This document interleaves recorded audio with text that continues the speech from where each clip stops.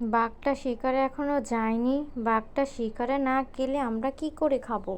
ভেবেছিলাম আজকে বাঘটা যদি শিকারে যায় তাহলে আমরা বাঘের শিকার চুরি করে খাবো, কিন্তু বাঘ তো এখনো শিকারে যায়নি। বন্ধু, বলতো কি করা যায় এখন? তুই একটা বুদ্ধি দে তো বন্ধু। বাঘটা শিকারে না গেলে তো আজকে সারাদিন আমাদের মনে হয় না খেয়ে কাটাতে হবে, কিন্তু আমি তো ক্ষুধার জ্বালা একেবারেই সহ্য করতে পারি না। আরে বন্ধু, তুই এত চিন্তা করছিস কেন? চল বাঘকে যে বুঝাই, বুঝালে তো অবশ্যই শিকারে যাবে। আর শিকারে গেলে একটা না একটা শিকার ঠিক ধরে নিয়ে আসবে। তারপর ছলে বলে কৌশলে তার শিকার যেভাবে হোক আমরা হাতিয়ে নিব, তাহলেই তো হয়ে গেল। এত চিন্তা করার কিছু নেই, তুই একটু বেশি চিন্তা করিস বুঝলি বন্ধু। বুদ্ধি খাটাতে হয়, বুদ্ধি খাটালে আর বিপদে পড়তে হয় না। কিন্তু বাঘকে বুঝাবো, বাঘকে বুঝলে যদি উল্টে আমাদের ধরে খেয়ে ফেলে তখন কি করব? না বন্ধু, আমার তো বড্ড ভয় লাগছে। এই বাঘ মামার মাথা যা গরম, কখন না আমাদের ধরেই খেয়ে ফেলে। আমার তো বড্ড ভয় লাগছে। না না, আমি যাব না, তুই যা, আমার অনেক ভয় লাগছে যে মাথা গরম এই বাঘটার। আসলেই বন্ধু, তুই যে বড্ড বোকা। আমরা কি যে বলবো যে আমাদের খাবে?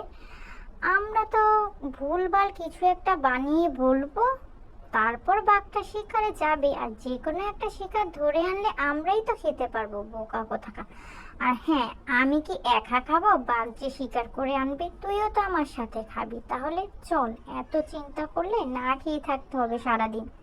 আর হ্যাঁ, আমরা হলাম সিংহ, আমাদের কি বাঘরা খায় নাকি? হ্যাঁ, এই বাঘের অনেক রাগ, কিন্তু মাথা মোটা, আমাদের সাথে পারবে নাকি বুদ্ধিতে? এবার চল তো, এত কথা না বলে।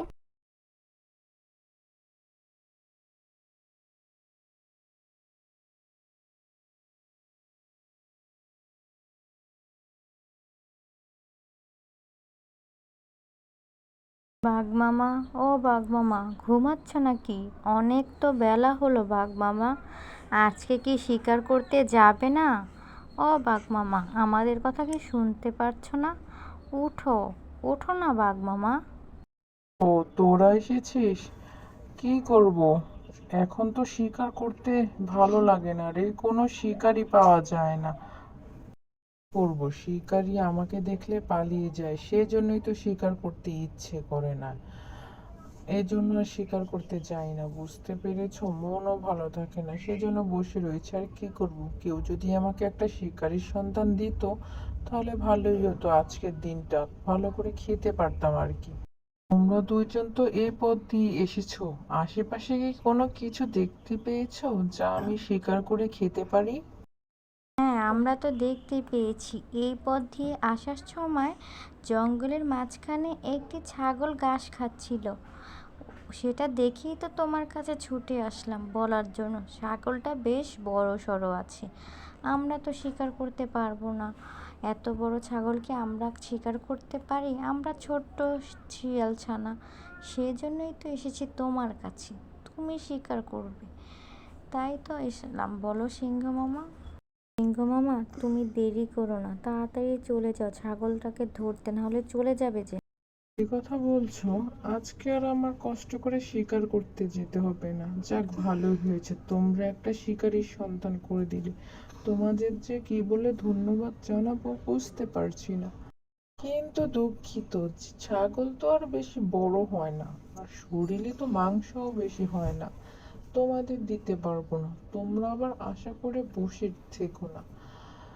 আমাকে গরু টরু যদি হতো তাহলে তোমাদের কিছু একটা ভাগ দিতাম, কিন্তু ছাগল তো সেটা আমার পেটের মাঝখানেও ভরবে না। যাই হোক, তোমরা এসে বলেছ, অনেক উপকার হয়েছে, ধন্যবাদ তোমাদের। আমি যাই, নাহলে চলে যাবে যে।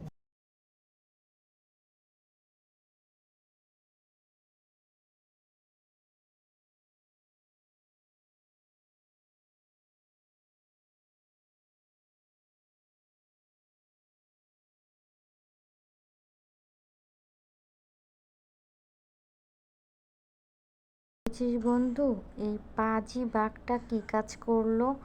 আমরা এত কষ্ট করে বললাম একটা ছাগল দেখে এসেছি, কই আমাদের ভাগ দিবে? তা না, তার নাকি পেটের এক কোণাও ভরবে না। এটা কোনো কথা? আসলেও ভাগ হারামজাদা বউ অনেক খারাপ, সেজন্যই তোর খাবার আমরা চুরি করেছি, খাইতে চাই। আজকেও দেখবি বন্ধু, খাবার নিয়ে আসবে না, আজকে ওর খাবার চুরি করে আমরা নিয়ে যাব। বেটা, আমরা কষ্ট করে বললাম, আমাদের তো দিবেই না, আবার অজুহাত দেখাচ্ছে।